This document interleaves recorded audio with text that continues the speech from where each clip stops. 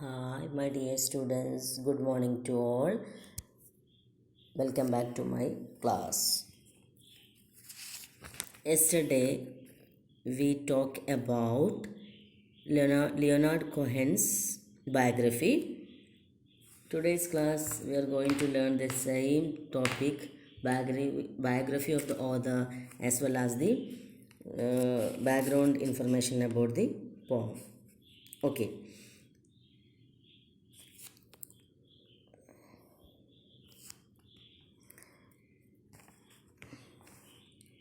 His debut album was Songs of Leonard Cohen. His debut album, അയാൾ ഫസ്റ്റത്തെ ആൽബത്തിൻ്റെ പേരാണ് songs of Leonard Cohen. His other famous albums are Song from Your Room, Song of Love and Hate, New Skin for the Old Ceremony. നമ്മൾ already പറഞ്ഞതാണെന്ന് തോന്നുന്നു അല്ലേ. Debut ആൽബത്തിൻ്റെ പേര് സോങ്സ് ഓഫ് ലിയോനാർഡ് കൊഹൻ, പിന്നെ songs from your room, songs of love and hate, new skin for the old ceremony. ഇനി പറയാനുള്ളത്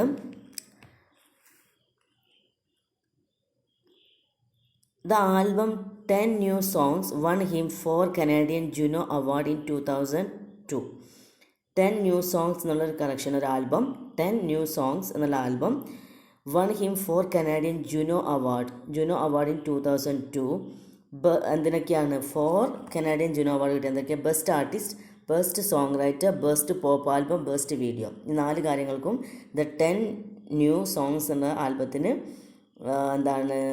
Canadian Juno award കിട്ടിയിട്ടുണ്ട്. The best artist, best song writer, best pop album, best video. In 2003 he was honored as the companion of the Order of Canada. He was honored as the companion of the Order of Canada, Canada's highest civilian award. അപ്പം companion of the order of Canada എന്നുള്ള award കിട്ടിയത് 2003 2002 10 new സോങ്സിന് 4 Canadian Juno അവാർഡും കിട്ടിയിട്ടുണ്ട്. Okay. പിന്നെ in 1995 Cohen took a break from the world of music on being initiated into Buddhism.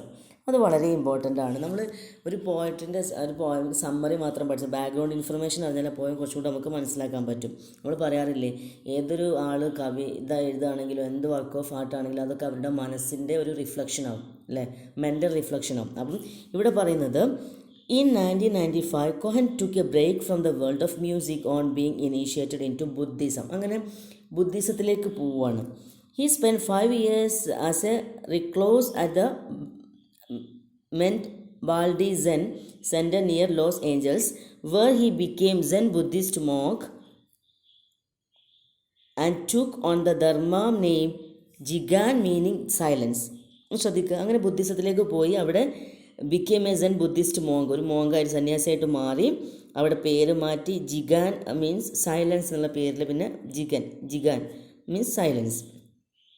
On his death in 2016, Canadian Prime Minister remarked that no other artist music felt or sounded like Leo Cohen's. ഒരാളുടെയും music കൊഹൻസിൻ്റെ മ്യൂസിക്കിൻ്റെ അത്രയും ഒരു feel ഉണ്ടാവുന്ന music ഉണ്ടാവില്ല എന്നയാളെ prime minister പറഞ്ഞിട്ടുണ്ട്. അപ്പോൾ അത്രയും important ആണ്. അതുകൊണ്ടാണ് ഞാൻ ഇത്രയും കാര്യങ്ങൾ ഇതിൽ പറയുന്നത്. നമ്മളെപ്പോഴും ഒരു പോയറ്റ് പഠിക്കുമ്പോൾ അതിൻ്റെ ബാക്ക്ഗ്രൗണ്ട് ഇൻഫർമേഷനും കൂടെ പഠിക്കണം. അങ്ങനെ 1995 ബുദ്ധിസം സ്വീകരിച്ചത്. എന്നിട്ട് ജിഗ എന്നുള്ള പേരിൽ സെൻ ബുദ്ധിസ്റ്റ് മോങ്കായിട്ട് അറിയപ്പെട്ടു. പിന്നെ ഇനി അയാളുടെ വർക്കിലുള്ള മേജർ തീംസിനെ കുറിച്ചിട്ടാണ്, അതും വളരെ ഇമ്പോർട്ടൻ്റ് ആണ്. His songs about in themes of political and social justice. Political and social ജസ്റ്റിസിനെ കുറിച്ച് പറയാറുണ്ട്. He hails the commune democracy has he sang. Democracy എങ്ങനെ വന്നതെന്ന് പറയുന്നത്, from the wars against disorder, from the silence night and day, from the fires of the homeless, from the ashes of the gay, democracy is coming to USA. വേണമെങ്കിൽ പഠിക്കാൻ നിർബന്ധമൊന്നുമില്ല. He believe that love is the only engine of survival. ഇത് നമ്മളെ പോയമിന് ആവശ്യമുള്ള സംഭവമാണ്. According to he, love is the only engine of survival. നമ്മൾ പറയാറില്ലേ, ഒരാൾ നമ്മളെ മനസ്സറിഞ്ഞ് സ്നേഹിക്കാനുണ്ടെങ്കിൽ നമ്മളെ കാര്യങ്ങളിലൊക്കെ എന്താ പറയുക, നമ്മൾ സപ്പോർട്ട് ചെയ്യണമെങ്കിൽ നമുക്ക് ജീവിക്കാൻ ഭയങ്കര ആവേശമായിരിക്കുന്നു. അതുപോലെ love is the only engine of survival എന്നാണ് നമ്മളെ കൊഹൻ പറയുന്നത്. He comments on the current topic like abortion, anal sex, the use of drug. അറിയാലോ അല്ലേ, അബോർഷനെ കുറിച്ചിട്ട് പറയാറുണ്ട്, ആനൽ സെക്സ് ബാക്ക് അല്ലേ, ആനൽ സെക്സിനെ കുറിച്ചിട്ട്, യൂസ് ഓഫ് ഡ്രഗ്സ്. ആനൽ സെക്സിനെ കുറിച്ചൊന്നും അധികാരം പറയാറില്ല, പക്ഷേ അതിനൊക്കെ കുറിച്ചിട്ട് അയാൾ പറയാറുണ്ട്. Abortion, anal sex, use of drugs.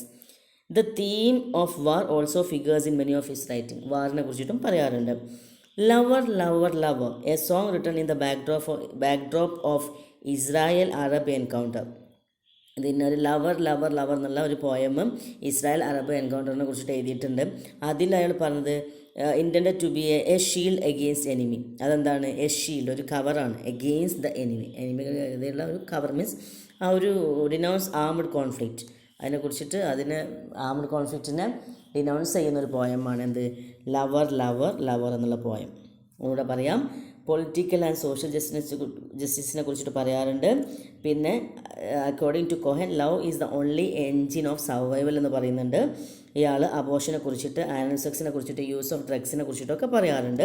അതുപോലെ വാറിനെ കുറിച്ചിട്ടും സംസാരിക്കാറുണ്ട്. ലവർ ലവർ ലവർ എന്നുള്ള പോയമും ഇസ്രായേൽ അറബ് എൻകൗണ്ടറിനെ കുറിച്ചിട്ടാണ്. അവിടെ അതൊരു A shield against the enemy, അല്ലെങ്കിൽ നമ്മൾ ആംഡ് കോൺഫ്ലിക്റ്റ്, ആയുധങ്ങൾ ഉപയോഗിച്ചുള്ള കോൺഫ്ലിക്റ്റിനെ എഗെയിൻസ്റ്റ് ആയിട്ട് പറയുന്നൊരു പോയമാണ് a shield against the enemy. Okay, ഇത്രയാണ് ഇയാളുടെ കോമൺ ആയിട്ട് പറയാനുള്ള ഫീച്ചേഴ്സ്. കുറേ കാര്യങ്ങൾ നമ്മൾ പറഞ്ഞു. അതിൽ നിങ്ങൾക്ക് പറ്റുമെങ്കിൽ എക്സാമിൽ ഒരു 5-6 പോയിൻറ്റുകളൊക്കെ എഴുതുക. ജനിച്ചതും മരിച്ചതും അല്ലാണ്ട് ബാക്കി ഡീറ്റെയിൽസൊക്കെ എഴുതിയാൽ നല്ലതാണ്. ഇനി next, I am your man is a romantic song that describe the passionate and desperate love of the man for his beloved. ഇതിൽ പറയുന്നത് describe the passionate and desperate love of man for his beloved. ഒരാൾക്ക്, ഒരു മനുഷ്യന്, ഒരു പുരുഷന് പറഞ്ഞറിയിക്കാൻ passion, emotional അല്ലേ, passionate and desperate love for a man for his beloved. അയാൾക്ക് ഒരേ സമയം ഭയങ്കര പാഷനേറ്റ്, അതുപോലെ ഡെസ്പറേറ്റ് ആണ്. എന്താണെന്ന് വെച്ചാൽ ഒരു ബിലവറിന് വേണ്ടി എന്തും ചെയ്യാൻ റെഡി ആയിട്ടുള്ളൊരു ലവറാണ് ആര്? നമ്മളെ ഈ speaker of the poem. Describe the passionate desperate love of the man for his beloved. പിന്നെ പ്രത്യേകത, written in free verse in asymmetrical stanzas. Free verse എന്താ നമ്മൾ പഠിച്ചു കഴിഞ്ഞ സംഭവമാണ്, അതിൽ മീറ്റർ ഉണ്ട്, അതാണ് asymmetrical stanzas.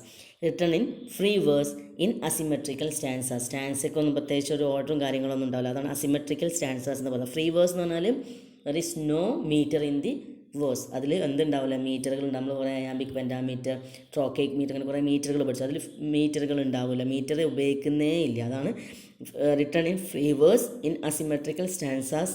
It describe the willingness of the lover to take on any role for the sake of his beloved. Willingness of a lover, ഒരു ലവറിൻ്റെ വില്ലിങ്നെസ് ആണ് ടു ടേക്ക് എനി റോൾ, ഏത് റോളും എടുക്കാൻ, for the sake of his beloved. നമ്മൾ സ്നേഹിക്കുന്ന ആൾക്ക് വേണ്ടിയിട്ട് ഏതറ്റം വരെ പോകാനും ഏത് മാർഗ്ഗങ്ങൾ സ്വീകരിക്കാനും ഏത് വിധേന മാറാനും തയ്യാറായിട്ടുള്ള ഒരു ലവറെയാണ് നമ്മൾ കാണുന്നത്. For the sake of his loved one. അയാൾ സ്നേഹിക്കുന്ന പെണ്ണിന് വേണ്ടിയിട്ട് ഏത് രൂപത്തിൽ മാറാൻ അയാൾ റെഡിയാണ്. The lover has made many promises to his beloved which he could not keep. ഒരുപാട് ആസ് യൂഷ്വൽ അല്ലേ, എല്ലാവരും ചെയ്യുന്ന പോലെ ഒരുപാട് പ്രോമിസസ്, അങ്ങനെ ചെയ്യാം ഇങ്ങനെ ചെയ്യാം എന്നൊക്കെ പറയും. പക്ഷേ അതൊന്നും അയാൾ എന്ത് ചെയ്ത് മെയിൻറ്റെയിൻ ചെയ്ത് പോയിട്ടില്ല. That does not prevent him from making further promises. അപ്പോൾ അത് നമുക്ക് അയാൾ ക്യാരക്ടർ മനസ്സിലാവില്ലേ. അത് വിചാരിച്ചിട്ട് ഫർദർ പ്രോമിസസ് കൊടുക്കാണ്ടിരുന്നിട്ടില്ല. എല്ലാവരും അങ്ങനെ തന്നെ, നമ്മൾ ഹ്യൂമൻ ബീങ്സിനൊക്കെ ഒരു നെഗറ്റീവ് കൊണോട്ടേഷനാണ് വെറുതെ പ്രോമിസസ് പറഞ്ഞുകൊണ്ടിരിക്കുക. The poem is replete with erotic imagery which heighten the romantic mood of the poem. ഈ പോയമിൽ റിപ്ലീറ്റഡ് വിത്ത് ഇറോട്ടിക് ഇമേജറി, ഇടയ്ക്കിടയ്ക്ക് നമുക്ക് erotic imagery, erotic means related to sex, erotic imagery which highlight the romantic mood. Sex related ആയിട്ടുള്ള images ഉപയോഗിക്കുന്നത് കാണാം. എന്താ images എന്ന് imagery എന്ന് പറഞ്ഞാൽ, ഇമേജറി മീൻസ് എന്താണ്? Mental image. നമ്മളെ മനസ്സിലൊരു പിക്ചർ ഉണ്ടാക്കുക, അല്ലെങ്കിൽ create a picture with words for a reader. Create a picture with words for a reader. ഒരു റീഡറുടെ മനസ്സിലേക്ക് ഒരു പിക്ചർ, ഒരു വാക്ക് പറയുമ്പോൾ ഒരു പിക്ചർ നമ്മളെ മനസ്സിലേക്ക് വരുന്നതിനെയാണ് ഇമേജറി എന്ന് പറയാം. അത് കുറച്ചും കൂടി വിശദമായിട്ട് പറഞ്ഞാൽ a literary device that refers to the use of figurative language to evoke a sensory experience. Once again, a literary device that refers to the use of figurative language to evoke A sensory experience.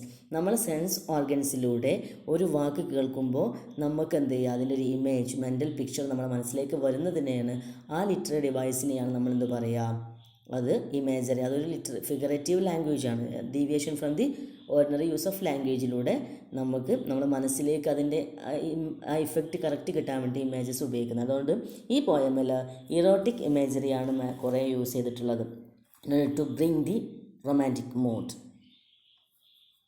The desperation of lover who is willing to go any extent for the sake of his beloved. അതിൻ്റെ desperation ഉണ്ട് അല്ലേ, desperation of the lover, നിരാശയുണ്ട്, കാരണം എത്ര ആയിട്ടും ആ ലവറിനെ കിട്ടുന്നില്ല. Desperation of the lover who is willing to go to any extent for the sake of his beloved. ആ ഒരു ബിലവഡിന് വേണ്ടിയിട്ട് ഏതറ്റം വരെ പോകാനും ഏത് വിധേന കോംപ്രമൈസ് ചെയ്യാനും എന്തൊക്കെ മാറ്റങ്ങൾ വരുത്താനും നമ്മുടെ ജീവിതത്തിൽ അതിനൊക്കെ തയ്യാറായിട്ടുള്ള ഒരു ലവറെയാണ് നമ്മൾ കാണുന്നത്, for the sake of his beloved. ഇതാണ് നമ്മുടെ പോയമം. ഇതിൽ നമ്മൾ 2 ക്ലാസ്സിൽ പറഞ്ഞത് എന്തൊക്കെയാണ്, ബാക്ക്ഗ്രൗണ്ടിൻ്റെ കുറിച്ചിട്ട് ഒരുപാട് കാര്യങ്ങൾ പറയാനുണ്ട്. അപ്പോൾ അത് നിങ്ങളൊക്കെ ഒന്ന് ഞാൻ പറഞ്ഞ കാര്യങ്ങളൊന്ന് ഓർത്ത് വെക്കുക. നെക്സ്റ്റ് നമ്മൾ ബാക്ക്ഗ്രൗണ്ട് ഇൻഫർമേഷൻ ഓഫ് ദി പോയമാണ്. അതുപോലെ നമ്മളെ കോഹൻ്റെ വർക്കിൽ വരുന്ന മേജർ തീംസിനെ കുറിച്ചിട്ടുമാണ് പറഞ്ഞത്. ഈ മേജർ തീംസിനെ കുറിച്ചിട്ടും ഇതിനെക്കുറിച്ചിട്ടൊക്കെ നിങ്ങൾ എഴുതിയാൽ നിങ്ങൾക്ക് നല്ല മാർക്ക് സ്കോർ ചെയ്യാൻ പറ്റും. ഓക്കെ, അപ്പം ഇത്രയാണ് നമുക്ക് ഒരു ബാക്ക്ഗ്രൗണ്ട് ഇൻഫർമേഷൻ രൂപത്തിൽ പറയാനുള്ളത്. ഇന്നത്തെ ക്ലാസ് നമുക്ക് ഇവിടെ നിർത്താം. Let me conclude today's class. Thank you.